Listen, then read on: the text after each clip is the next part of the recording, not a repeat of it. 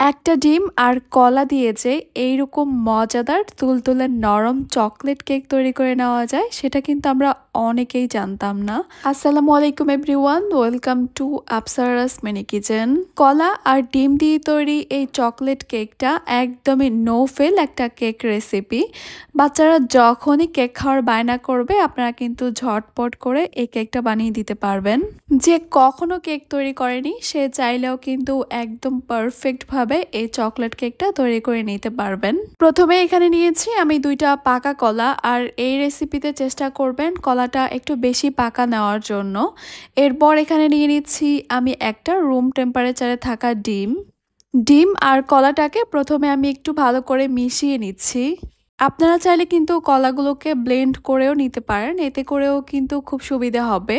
ডিম আর কলাগুলোকে ভালো করে ম্যাশ করে নিয়েছি, তবে কলার কিছুটা ছোট ছোট অংশ রয়ে যাবে, তাতে কিন্তু কোনো সমস্যা নেই। এরপর এখানে দিয়ে দিব আমি হাফ কাপ চিনির পরিমাণটা কিন্তু আপনারা আপনাদের টেস্ট অনুযায়ী বাড়িয়ে কমিয়ে অ্যাডজাস্ট করতে পারবেন। হাফ কাপ চিনিতে আমার একদম পারফেক্ট মনে হয়েছে মিষ্টিটা।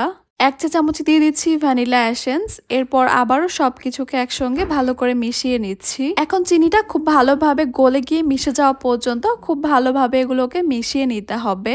সবকিছু মিশাতে মিশাতে যখন দেখতে পারবেন এই মিশ্রণটা পাতলা হয়ে গেছে, তখন বুঝতে হবে যে চিনিটা সম্পূর্ণভাবে গলে মিশে গেছে। আর চিনি দিয়ে এভাবে মিশানোর কারণে কিন্তু কলাগুলো আরেকটু ম্যাশ হবে, মানে বড় বড় যে অংশগুলো রয়েছিল সেগুলো কিন্তু গলে যাবে।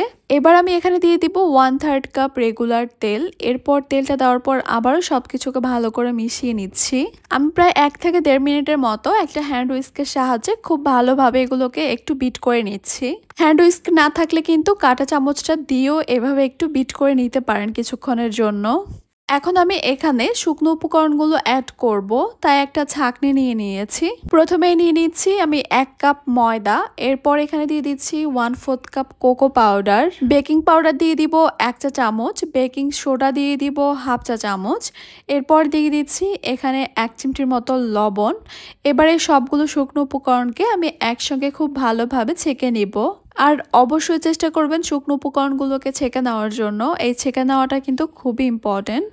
শুকনো উপকরণগুলো ছেঁকে নেওয়ার কারণে কিন্তু এই ব্যাটারের মধ্যে কোনো রকমের লাম্পস তৈরি হবে না, ব্যাটারটা কিন্তু খুব সহজে মিশে যাবে। আগেই বলেছিলাম নো ফেল একটা রেসিপি। আপনারা চাইলে কিন্তু আপনাদের প্রয়োজন অনুযায়ী এখানে উপকরণগুলো আরও বাড়িয়ে কমিয়ে অ্যাড করতে পারেন। মানে কেকটা যদি আপনারা আরও একটু বড় করে তৈরি করতে চান সেক্ষেত্রে 2টা ডিম নেবেন, আর কলার পরিমাণটাও বাড়িয়ে নেবেন। সব উপকরণ একটু বাড়িয়ে নেবেন। সব কিছুকে খুব ভালো করে মিশিয়ে নিয়েছি। এবার আমি এখানে দিয়ে দিব রুম টেম্পারেচারে থাকা 1/2 কাপ লিকুইড দুধটা দেওয়ার পর আবারও সবকিছুকে একসঙ্গে ভালো করে মিশিয়ে নিচ্ছি। সবকিছু ভালো করে মিশিয়ে নেওয়ার পর এরকম কনসিস্টেন্সির একটা ব্যাটার তৈরি হয়েছে। আর কেক তৈরির জন্য কিন্তু এটাই হচ্ছে পারফেক্ট কনসিস্টেন্সির ব্যাটার। কেক তৈরির জন্য এই ব্যাটারটা একদমই রেডি। এবার এই কেকটাকে আর একটু মজাদার বানানোর জন্য এখানে দিয়ে দিব আমি 2 টেবিল চামচ চকলেট চিপসগুলো দেওয়ার পর আরও একবার সবকিছুকে একসঙ্গে ভালো করে মিশিয়ে নিচ্ছি। মিশিয়ে নেওয়া হয়ে গেলে ব্যাটারটাকে আমি একটা সাইডে রেখে দিব। এবার যেই মোল্ডে আমি এই কেকটা তৈরি করব সেই মোল্ডে সামান্য করে তেল ব্রাশ করে নিয়ে একটা বেকিং পেপার সেট করে দিয়েছি। বেকিং পেপারের উপরেও সামান্য একটু তেল ব্রাশ করে দিচ্ছি। এবার কেকের ব্যাটারটা সম্পূর্ণ এখানে নিয়ে নিব। কেকের ব্যাটারটা মোল্ডে নিয়ে নেওয়া হয়ে গেলে আমি হালকা করে কয়েকবার ট্যাপ করে নিচ্ছি যেন ভিতরে কোনো এয়ার বাবলস না থাকে। আজকের এই কেকটা আমি চুলায় তৈরি করব। চুলায় একটা প্যান বসিয়ে দিয়েছি, উপরে একটা স্ট্যান্ড রেখে আমি কিছুক্ষণের জন্য প্যানটাকে ঢেকে গরম করে নিয়েছি। এবার কেক মোল্ডটাকে আমি স্ট্যান্ডের উপরে বসিয়ে দিয়েছি। আর কেকটা যেন উপর দিয়ে দেখতেও বেশ ভালো লাগে, তাই আরও কিছুটা চকলেট চিপস উপরে ছড়িয়ে দিচ্ছি। একটা ঢাকনা দিয়ে ঢেকে দিব, আর ঢাকনাতে যদি কোনো ছিদ্র থাকে সেটাকে একটা টিস্যু পেপার বা একটা লবঙ্গ দিয়ে বন্ধ করে দিতে হবে। চুলার হিটটাকে লো মিডিয়ামের মাঝামাঝি রেখে এবার কেকটাকে বেক করে নিতে হবে 35 থেকে 40 মিনিটের জন্য। কেকটাকে যদি আপনারা ওভেনে বেক করতে চান, প্রি হিটেড ওভেনে আপ ডাউন হিট 180-তে রেখে 30 থেকে 35 মিনিটের জন্য বেক করে নিলেই হবে।